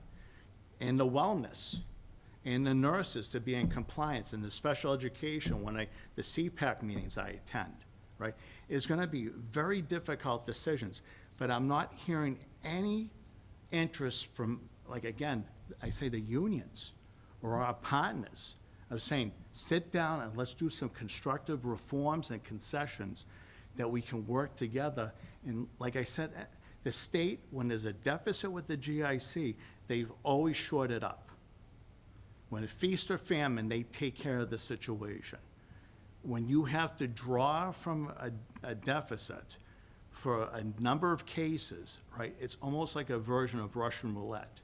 And the same thing is with the circuit breaker. If you have 5 to 10 children that come into the system, they will overtax your system. And it's not fair to the workers, and it's not fair to those families with the special education kids. But we have to do some structural reforms as well. Thank you. Member Baez? Thank you, Mr. Mayor, through you. So I just had a quick question for you guys and then a comment. In constructing this budget, did the finance subcommittee or administration get input from school councils in that, and how did that work? I did go to the CGS school council meeting. There was only one member attending that day, but we had a nice conversation, mostly about the process and how it works. But we didn't formally seek input, seeing as we just presented to you. Is that a requirement? I know that there's some mandates with school councils, but perhaps seeking that input as well from them would be helpful. If you Yes, could get when I that. travel around, I will do that. And so my comment is actually just for you guys as well. This conversation that we've all been having, I'm just wondering if it has been helpful to you guys, and or where do we need to focus on our conversation today so that you guys could get something as well productive tonight as well. Does that make sense? Thank you for that question. What I envision happening is us going back internally, taking another pass at everything. I think some of the areas you brought up, we had been looking at as well. And then bringing to you, I would say on Monday, we have a workshop with a budget item, perhaps a refreshed insert for your book of where we stand after going through everything. I think I have a sense of, in the new requests, some areas that you're interested in. I think we have some ideas of maybe how to make a step forward in those directions, even without maybe getting everything that we had been asking for. But at that point, I think that would be the really crucial element for us, is to have your direction once we have gone through and got to a place where we feel comfortable. Where we go from there is going to be difficult. And something else that might be helpful too is maybe we can connect sometime tomorrow offline and start to look at whether there may be opportunities for us to utilize the senior tax work-off program and see if we can try to plug in some of those gaps. I know this is the union concern, but we have that available as a resource that could potentially meet some of our needs. Just a thought. Member Stories. Thank you. May I just have one clarification? So we're talking about the possibility of bringing a program into the school department that would save us money and maybe at some point be able to have students from other districts. That we're talking about coming from free cash. That's a discussion that we don't have to include in our budget right now, correct? Free cash we can go to, or does it have to all be included in the same conversation? So, I mean, in that context, it's something that it would be a part of the broader picture for the full budget that we would talk with the council, not necessarily above and beyond. Yeah. Just for the record, that's not included in what we've presented thus far. Right, that's why I was asking. I Okay. didn't know if I knew it wasn't included, but I didn't know if it was something that can be discussed. The and mechanism voted to get on it at forward. a later date, or if it has to be done, talked about, accepted within the 2 weeks that we have. Right. To try to balance our budget. Okay. Thank you. And also to build on clarifications. So what you bring forward to us, will it include like the $600,000 for the free cash that we talked about? Like, will the information you include that, the $1 million in savings if, God forbid, we have to increase class sizes? I'm not quite sure what you're bringing back, so I just want to be So ready. the out-of-district tuitions we would need to Yeah. include, because Okay, we that would be need to part of pay that. for them Right, unless okay. there's another means to do that through free cash. Right, okay. I just- The positions that we would look at reducing due to attrition or retirement largely would be removed from what Okay. we're bringing forth to Okay. you. And, when you talk about retirement, do we still have any teachers on emergency licenses, or have we passed that 5-year mark? We hired so many during COVID. So there's a couple different measures for licensure now. Yeah. And one that they're weighing heavily, which would, I think, greatly open the field to getting licensed in terms of needing to pass Alternative? essentially one MTEL. Right, okay. So, yeah, we have some teachers who are working toward it. Others who have had those extensions by taking the portfolio route from being close on the MTEL. Okay. But predominantly, our staff is licensed. Okay. Just a few niche areas of need where we have people working licenses. Well, real quick, I'd like to commend the team. I mean, the à la carte, it's a terrible phrase when we're talking about people and our children, but I think what you brought forward, 90% of it seems to be based on safety. and compliance. And, you know, to see that I think this is like the 8th year in a row that we are faced with looking at that STEM position that we desperately need because we're starting a new math program and teachers are screaming for help in math and science. I think we're up to like year 10 or something in cutting that position. So everything is about keeping our kids safe, helping them stay regulated, and I appreciate that. I think it probably took a lot of restraint. And where we cut from there will be interesting. I look forward to seeing your budget come out. Was that May 8th? Do you think we're going to hit all the dates? We have Yeah, to. we're gonna have to. Yeah. Okay. Well, thank you, though. Thank you very much for what you folks have done. I know this is not easy. And I know it's not easy for people sitting at home wondering what is happening. Just a point of clarification, or inquiry, I guess, to the superintendent. That's 600,000 from the outside tuitions are being absorbed. That's not a net new or net plus. It's going to be just absorbed, and we're going to have to cut it from that number that we're really trying to chew away from. I'm assuming, correct?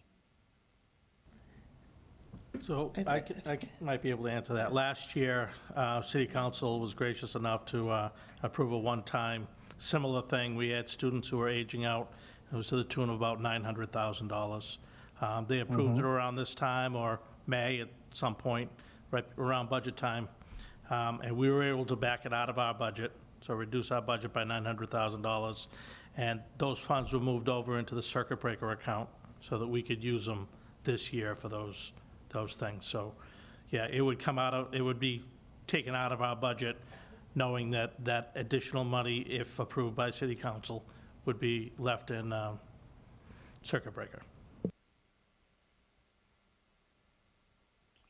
Okay. And Mary, I'm not sure if you had a line of questions, but I just have one question for you, if Sure, I can get in the that's fine. rotation. So the one question I have for you is, I know you're saying citywide. SROs are a no-go for me. We cannot cut SROs. I just want to make that clear. Like, SROs have done so much for our schools. It's an added line of defense. They've been proven to be a huge advocate and a measure this last year alone and in previous years. I just want a commitment from you and the chief that will be safe. Well, school safety is absolutely paramount, yeah, no doubt. So SROs are off the table. They will be, all the SROs will still be in place next year. Yes. Thank you. Member Donovan? I'm just wondering if we've discussed as much as we can, and perhaps it's time to make a motion to adjourn. Do we have any other business from the committee? Oh, yeah. I just had a question for Mr. Goslin about jurisdiction of the fields, the gates. I know that there was concerns today about the gate at the CGS. I was just wondering, and this is for my own education, is that a city jurisdiction, a school? Like, what's that I about? honestly don't know whose jurisdiction, but I did make a phone call on my way home from work, and it's been removed. Thank you. Any other business from the committee? If not, we'll take a motion to adjourn. Make a motion to adjourn. Second. So moved. All right, take a roll call vote. Member Keegan? Yes. Member Soroyce? Member Willett? Yes. Member DiZoglio? Yes.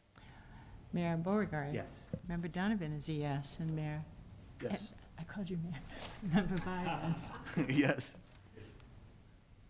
All right, the time is 8:12 and we're adjourned.